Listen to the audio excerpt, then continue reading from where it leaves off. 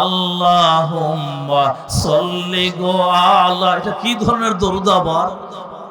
আল্লাহুম্মা সাল্লি গো আলা, আল্লাহুম্মা, আরে শাফিয়ানা, শাফিয়ানা বলার আগে আরে শাফিয়ানা, আল্লাহুম্মা সাল্লি গো আলা সাইয়্যিদানা তালমা খানা, আরে শাফি আনা জিলাপি টানা জন্মের কানা বুঝে না। ও সেই রকম আওয়াজ হবে, ওই রকম সুরের ঝংকারে তালে তাল মিলিয়ে দরুদ শরীফ পড়া হবে। হ্যাঁ, বেদাতের মধ্যে বাহ্যিক আকর্ষণ পাওয়া যায়। কোনটা সুন্নত কোনটা বেদাত, এটা পরিচয়ের সহজ একটা ব্যবস্থা হলো, ওমমান সাধারণত সুন্নতের মধ্যে আকর্ষণ হয় না অথবা আকর্ষণ কম হয়, আর যা সুন্নত নয় বরং বিদআত, এই বিদআতের মধ্যে জনসাধারণের আকর্ষণ বেশি হয়। সুন্নতের মধ্যে বাহ্যিক আকর্ষণ পাওয়া যায় না, কিন্তু বেদাতের মধ্যে বাহ্যিক আকর্ষণ পাওয়া যায়, আকর্ষণ বিকর্ষণ পাওয়া যায়। উদাহরণ দিলে সহজেই বুঝে আসবে।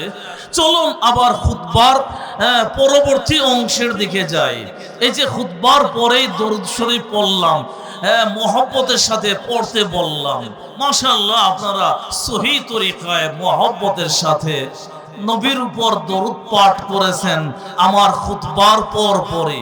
তবে আওয়াজ মরা মরা, আল্লাহুম্মা সাল্লি আলা মুহাম্মাদিন ওয়া আলা আলি মুহাম্মাদ কামা সাল্লাইতা আলা ইব্রাহিম ওয়া আলা আলি ইব্রাহিম ইন্নাকা হামিদুম মাজিদ। এই যে দরুদ শরীফ পড়লেন, এর মধ্যে ওই রকম সুর নাই, আকর্ষণ নাই, ওই রকম আওয়াজ নাই। এই হলো সহি তরিকার দরুদ শরীফ পড়া। আর যদি আমি সহি তরিকার বাহিরে চলে যাই, রঙ্গরসের কবিতা দিয়ে সাজিয়ে সুরের তালে সুরের ঝংকারে তালে তাল মিলিয়ে যদি দরুদ শরীফ পড়া হয়, তাহলে সেই রকম আওয়াজ হবে, সেই রকম আকর্ষণ হবে।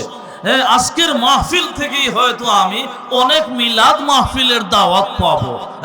এই হুজুরের মিলাদের টান সেই রকম। সুন্নতের মধ্যে সহি তরিকার মধ্যে বাহ্যিক আকর্ষণ পাওয়া যায় না, কিন্তু বেদাতের মধ্যে রেওয়াজের মধ্যে বাহ্যিক আকর্ষণ পাওয়া যায়। ওই উর্দু শের না পড়ে এই সহি তরিকায় মরা মরা আওয়াজে দরুদ শরীফ না পড়ে যদি আমি কেওয়ালি একটা টান দিয়ে, বাংলা কথাবার্তা ভালো টান দিয়ে সুরের ঝংকারে তালে তাল মিলিয়ে দরুদ শরীফে টান দেই, যেমন ধন্য মা আমিনা তোমার, ধন্য তোমার জিন্দেগি, তোমার উদরে জন্ম নিলেন শেষ জামানার নবীজি। আল্লাহুম্মা সাল্লি, এখানে ওই পন্থী লোক নাই, এজন্য আওয়াজ হচ্ছে না। সাল্লি আলা সাইয়্যিদানা ওয়া আলা আলি সাইয়্যিদানা মাওলানা মুহাম্মদ। এখন তো মাশাআল্লাহ মাশাআল্লাহ বলাও যাবে না, নাউজুবিল্লাহ বলতে হবে। বেদাত পন্থীদের কেউ কেউ দরুদ শরীফের মাঝখানে বাংলা শব্দ ঢুকিয়েছে। আল্লাহুম্মা সাল্লি গো আলা, এটা কি ধরনের দরুদ আবার? আল্লাহুম্মা সাল্লি গো আলা, আল্লাহুম্মা, আরে শাফিয়ানা, শাফিয়ানা বলার আগে আরে শাফিয়ানা, আল্লাহুম্মা সাল্লি গো আলা সাইয়্যিদানা তালমা খানা, আরে শাফিয়ানা জিলাপি টানা জন্মের কানা বুঝে না। ও সেই রকম আওয়াজ হবে। ওই রকম সুরের ঝংকারে তালে তাল মিলিয়ে দরুদ শরীফ পড়া হবে। হ্যাঁ, বেদাতের মধ্যে বাহ্যিক আকর্ষণ পাওয়া যায়। আপনার বাবা মারা গেছেন, সুন্নতের মধ্যে বাহ্যিক আকর্ষণ নাই, বেদাতের মধ্যে বাহ্যিক আকর্ষণ আছে। এটা সুন্নত আর বেদাত পরিচয়ের সহজ একটা ব্যবস্থা। আপনার বাবা মারা গেছেন বা আপনার মা মারা গেছেন, আপনার ঘনিষ্ঠ কেউ মারা গেছেন, এখন ইসালে সওয়াবের জন্য, কবরে সওয়াব বখশানোর জন্য সহি তরিকা হলো আপনি নিজে নিজে খতম পড়েন। ভাড়াটে আলেম ওলামাদের নিয়ে এসে টাকার বিনিময়ে খতম পড়াবেন, তারাও সওয়াব পাবেন না, তারা নিজেরাই সওয়াব পাবেন না, যেহেতু টাকার বিনিময়ে খতম পড়েছেন। আমাকে 500 টাকা দিলেন, আমি খতম পড়লাম, আমি নিজেই সওয়াব পাই নাই, আপনার বাবার কবরে সওয়াব পৌঁছাবো কিভাবে? নির্ভেজাল পদ্ধতি হলো আপনি সন্তান, আপনি 1 সপ্তাহ না 1 মাসে না 1 বছরে খতম শেষ করেন। এটা নির্ভেজাল আমল। কুরআনে কারীমের তিলাওয়াত জানেন না, সূরা ইখলাস তো জানা আছে। আমি হুজুরকে 500 টাকা 1000 টাকা হাদিয়া দিয়ে মা বাবার কবরের পাশে নিয়ে দাঁড় করালেন। হ্যাঁ, আমি হয়তো খুব সুললিত মধুর কণ্ঠে হাউমাউ করে কেঁদে দোয়া করে, রব্বানা জালামনা আনফুসানা ওয়া ইল্লাম তাগফির লানা ওয়া তারহামনা লানাকুনান্না মিনাল খাসিরিন। আমি হয়তো খুব সুললিত মধুর কণ্ঠে দোয়া করব। এই মধুর কণ্ঠ, এই মধুর আওয়াজ, এই কান্নার আওয়াজ শুধু জবানের মধ্যে, শুধু আওয়াজের মধ্যে, আমার কলবের মধ্যে এর কোনো আসর হবে না। আপনার সন্তান কিছুই জানেন না, মা বাবার কবরের পাশে গিয়ে যেই বলবেন আসসালামু আলাইকুম ইয়া আহলাল কুবুর, সূরা ইখলাস শুরু করবেন, অর্থও জানেন না, আপনার গাল বেয়ে বেয়ে চোখের পানি, এটা শুধু চোখের নয়, অন্তর থেকে পানি বের হওয়া শুরু হবে। আপনার এই ভাঙ্গা হৃদয়ে সহি শুদ্ধের মিশ্রণের পড়া মুহূর্তের মধ্যে আরশে আজিম পর্যন্ত পৌঁছে যাবে। এজন্য ওই টাকা পয়সার বিনিময়ে খতম যে পড়া মা বাবার জন্য, মাইয়িতদের জন্য খতম পড়া হয়, পড়ানো হয়, এর দ্বারা কোনো সওয়াব হয় না, কোনো ফায়দা হয় না। নির্ভেজাল পদ্ধতি হলো সোনামুখী মাদ্রাসায়, কনসিডিয়াম মাদ্রাসায়, রৌহাবাড়ি মাদ্রাসায়, পাশে আরো অনেক মাদ্রাসা আছে, যে যে এলাকার মাদ্রাসার হুজুরদেরকে বলেন আমার বাবা মারা গেছেন, আমার মা মারা গেছেন, যদি সহজে সম্ভব হয় হেফজোখানার ছাত্রদেরকে দিয়া একটা খতমে কোরআন বা আপনারা সবাই মিলে খতমে তাহলিল 70,000 বার কালেমায়ে তৈবা পড়ে মাইয়িতদের জন্য দোয়া করলে বেশ ফায়দা হয়। একে খতমে তাহলিল বলা হয়। তাই বলে আবার বাড়ির কেউ মারা যাওয়ার পরে গ্রামের মহিলাদেরকে ডেকে এনে খতম পড়ালে সওয়াব হবে না, আরো গুনাহ হবে।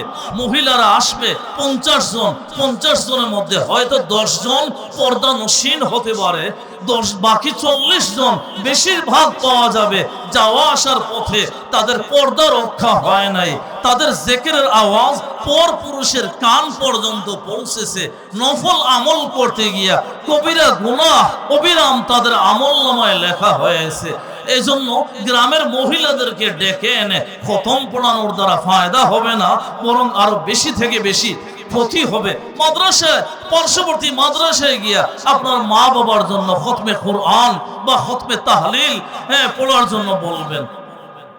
নির্ভেজাল পদ্ধতি হলো ইসালে সওয়াবের, মাইয়িতদের রূহের মাগফিরাতের জন্য, কবরে সওয়াব পৌঁছানোর জন্য নির্ভেজাল পদ্ধতি হলো আপনার যদি সামর্থ্য থাকে তাহলে 10-20 হাজার টাকা, 50,000 টাকা বা 1 লক্ষ টাকা, মাশাআল্লাহ অনেকে তো ইউনিয়ন ব্যাপী লোকদের জমা করে তামদারির ব্যবস্থা করে, পিটুলি শরীফের ব্যবস্থা করে।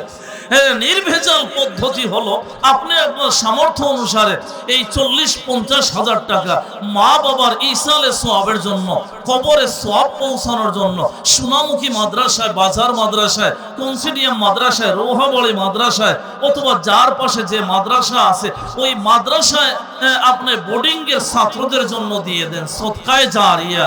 আপনার এই 10 কেজি গোশত, 20 কেজি গোশত আপনার এই 1 বস্তা 2 বস্তা চাউল এগুলা খেয়ে একজন তালেবে ইলম সূরা ফিল শিখবে, সূরা নাস শিখবে, সূরা ইয়াসিন শিখবে, সে আরেকজনকে শিখাবে, ওরা আরেকজনকে শিখাবে, ওরা অন্যান্যদেরকে শিখাবে।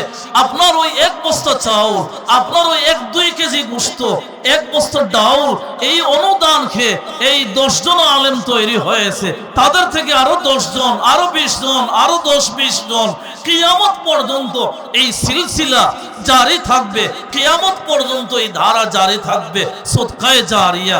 হ্যাঁ, আপনি সামর্থ্য অনুসারে সব টাকা মাদ্রাসায় দিয়ে দিতে আমি বলবো না, আপনি আপনার সামর্থ্য অনুসারে কিছু টাকা দেখেন, গ্রামের মধ্যে অনেক অতিম অসহায় বিধবা নারী আছে, হ্যাঁ, মান সম্মানের ভয়ে কারো কাছে গিয়ে হাত পাতে না, লিসাইলি ওলিল মাহরুম, ওইসব লোকদের কাছে গিয়ে যার যার প্রয়োজন মতে ঔষধের ব্যবস্থা করে দেন, ঘরের চালের টিনের বেড়ার টিনের ব্যবস্থা করে দেন, পোশাকাদের ব্যবস্থা করে দেন। অনেক আলেম ওলামা নিরীহ, তারা ত্রাণের লাইনে গিয়ে দাঁড়ান না, তিনাদেরকে 500-1000 টাকা হাত দিয়া বলিয়া দিয়ে দেন। এভাবে গরিব অনেক অসুস্থ লোকজন, জটিল রোগে আক্রান্ত, অভাব অনটনের জীবন যাপন করছে, চিকিৎসা সঠিকভাবে করতে পারছে না, টাকা পয়সার অভাবে। আপনি এমন অসুস্থ রোগীদেরকে 1000, 2000, 5000 দিয়ে সহযোগিতা করেন, বাস এর সওয়াব, নির্ভেজাল সওয়াব আপনার মা বাবার কবরে পৌঁছবে। এগুলা পছন্দ হয় না। আমার চাচা মারা গেলেন, আমার আব্বাজান মাওলানা কারি সাঈদুর রহমান রহমতুল্লাহি আলাইহি চাচা তো ভাইদেরকে অনেক বুঝাইলেন, তোমরা এই কাজগুলা করো, গ্রামের রাস্তায় লোকদের চলাচল কষ্ট, এই রাস্তাটা ঠিক করে দাও, 20-30 হাজার টাকা খরচ করে। জি চাচা, খুব ভালো পরামর্শ দিয়েছেন, তবে বাড়িতে একটা অনুষ্ঠান না করলে গ্রামের লোকেরাই বা কি বলবে, আত্মীয় স্বজনই বা কি বলবে। বস হাজার হাজার টাকা ব্যয় করে 4 দিনের অনুষ্ঠান করলো, 7 দিনের অনুষ্ঠান করলো, 40 দিনের অনুষ্ঠান করলো। 40 দিনের অনুষ্ঠানে পুরা গ্রাম জুড়ে লোকদেরকে দাওয়াত খাওয়াইলো, পিটুলি শরীফের ব্যবস্থা করলো।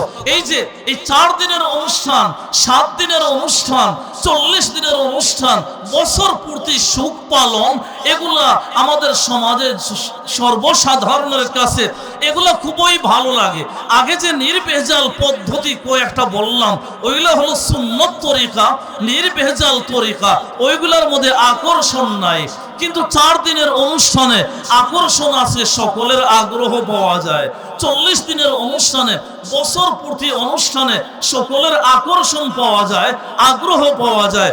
অথচ কেউ মারা যাওয়ার পর 4 দিনের দিন অনুষ্ঠান, 7 দিনের দিন অনুষ্ঠান, 40 দিনের দিন অনুষ্ঠান, ধনী গরিব নির্বিশেষে সবার খাবার দাবারের ব্যবস্থা করা, এটা নবীজির জামানায় ছিল না, সাহাবায়ে কেরামের জামানায় ছিল না, তাবেঈন, তাবেঈনের জামানায় ছিল না। এটা সম্পূর্ণরূপে আমাদের দেশীয় প্রথা, এটা সামাজিক প্রথা। এতে সওয়াব হয় না, বরং গুনাহ হয়। যেটা নবীজির আমলে ছিল না, সাহাবা, তাবেঈন, তাবেঈন, আইম্মায়ে মুজতাহিদিনের জামানায় ছিল না। আমরা এগুলাকে ইবাদত মনে করি, আমরা এগুলা সওয়াবের বায়েস মনে করিয়া, সওয়াবের জরিয়া মনে করি। এগুলাই শরীয়তের আদালতে বেদাত বলিয়া গণ্য হয়। বেদাত কাকে বলে? উম্মতের উলামায়ে কেরাম, মুফাসসিরিনে কেরাম, মুহাদ্দিসিনে কেরাম বিভিন্ন ভাষায় বেদাতের সংজ্ঞা দিয়েছেন। সব সংজ্ঞার সার কথা হলো কুল্লু মা আহদাসা, কুল্লু মা উহদিসা ফিদ্দীন বা মিনাল আকওয়ালি আওয়াল আফআল বাদা আহদিন নবী। একবার সহজ ভাষা, মাদ্রাসার বড় জামাতের তালেবে ইলমরাও বুঝতে পারবে। বেদাত কাকে বলে? কুল্লু মা উহদিসা ফিদ্দীন মিনাল আকওয়ালি আওয়াল আফআল বাদা আহদিন নবী সাল্লাল্লাহু আলাইহি ওয়াসাল্লাম ওয়াস সাহাবা ওয়াত তাবিঈন ওয়া তাবিঈহিম ولم يكن لها ثبوت في القرآن والسنة ولا في القرون المشهود لها بالخير، لا قولا ولا فعلا ولا صراحة ولا إشارة، ويرتكبونها قصدا للصواب وعلى ظن أنها من الأمور الدينية। আল্লাহ এইসব বেদাত থেকে যেন আমাদের হেফাজত করেন, বলি আল্লাহুম্মা আমিন।